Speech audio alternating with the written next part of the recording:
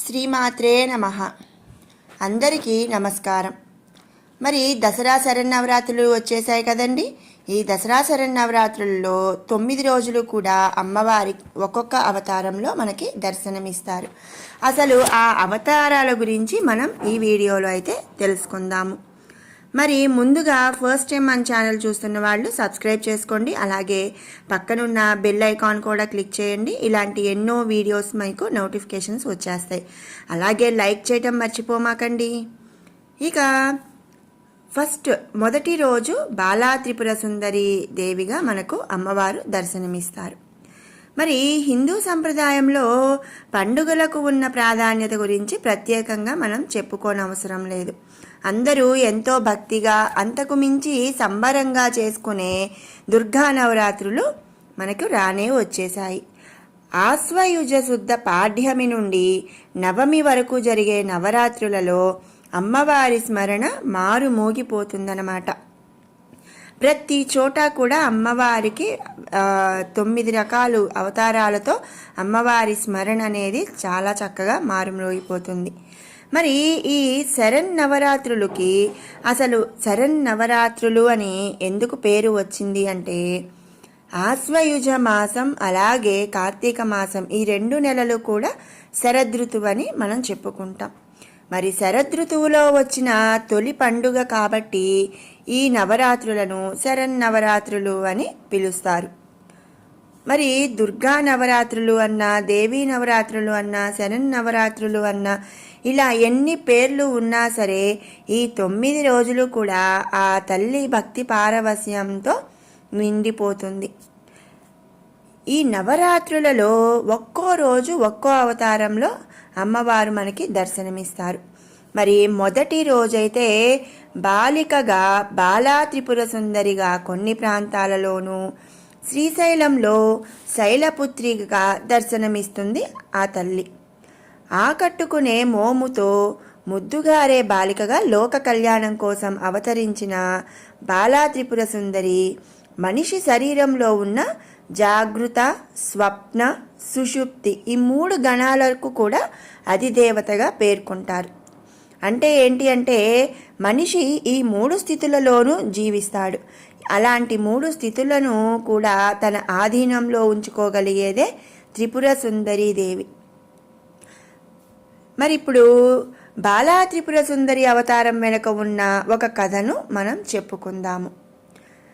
పూర్వం భండాసురుడు అనే రాక్షసుడు ఉండేవాడు. వాడికి 30 మంది పిల్లలు. వాళ్ళందరూ కూడా రాక్షసులుగా ప్రజలను, దేవతలను కూడా ఎన్నో ఇబ్బందులకు గురి చేసేవారంట. అప్పుడే లలితాదేవి కుమార్తె అయిన బాలా త్రిపుర సుందరి వాళ్లను సంహరించడానికి హంసలు లాగుతున్న రథం పైన బయలుదేరి వెళ్ళి వాళ్లను అంతం చేస్తుంది. మరి వాళ్లను సంహరించడానికి బాలా త్రిపుర సుందరికి లలితాదేవి తన ఆయుధాలను ఇచ్చి పంపుతుంది.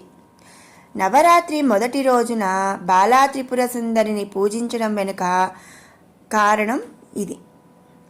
అయితే ప్రతి మనిషి కూడా బాల్యంతోనే మొదలవుతుంది. మరి అంతే కదా, ముందు పుట్టినప్పుడు మనం బాల్యమే కదండి. అలాగే అమ్మవారు తన బాల్యం నుండే ఈ జగత్తును పాలిస్తూ మంచి వాళ్లను కాపాడుతూ దుష్టులను శిక్షిస్తూ ఉందని కూడా మనం అర్థం చేసుకోవచ్చు. కాబట్టి ఈ దేవీ నవరాత్రులలో మొదటి రోజు ఆ అమ్మవారిని బాలా త్రిపుర సుందరిగా అలంకరించుకొని మనం పూజించుకుంటాము. ఇక పాడ్యమి రోజున చిన్నపిల్లలను బాలా త్రిపుర సుందరిలా అలంకరించి అమ్మవారికి ప్రతిరూపంగా చూస్తారు. ప్రాణశక్తిని, మూలాధార శక్తిని ఆరాధించటమే ఈ బాలా త్రిపుర సుందరిని పూజించడంగా కూడా భావిస్తారన్నమాట. ఈ ప్రాణశక్తి, మూలాధార శక్తులు మనిషి స్థితిని ఉన్నతంగా నిలబెట్టేవి. కాబట్టి బాలా త్రిపుర సుందరి ఆరాధన ఎంతో మహిమాన్వితమైనది. శ్రీ బాలా త్రిపుర సుందరి మంత్రం. బాలా త్రిపుర సుందరి త్రిపురేశ్చైవ విద్మహే కామేశ్వర్యై చ ధీమహి తన్నో బాలా ప్రచోదయాత్. అంటే అమ్మను భక్తి శ్రద్ధలతో పూజించిన వారికి శత్రువులను లేకుండా చేస్తుంది, ధనాదాయాన్ని పెంచుతుంది, ఆయుష్ను వృద్ధి చేస్తుంది, అలాగే ఆరోగ్య బలాన్ని కూడా ఇస్తుందని మనం తెలుసుకోవాలి. అలాగే స్వర్ణ కవచాలంకృత అమ్మవారుగా శ్రీశైలంలో దర్శనమిస్తారనమాట.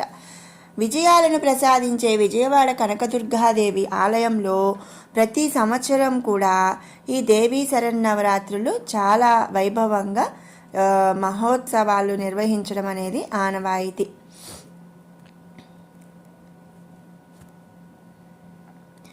ఈ దేవీ శరన్నవరాత్రి ఉత్సవాల్లో భాగంగా మొదటి రోజు అమ్మవారు శ్రీ స్వర్ణ కవచ దుర్గాదేవిగా దర్శనమిస్తుంది.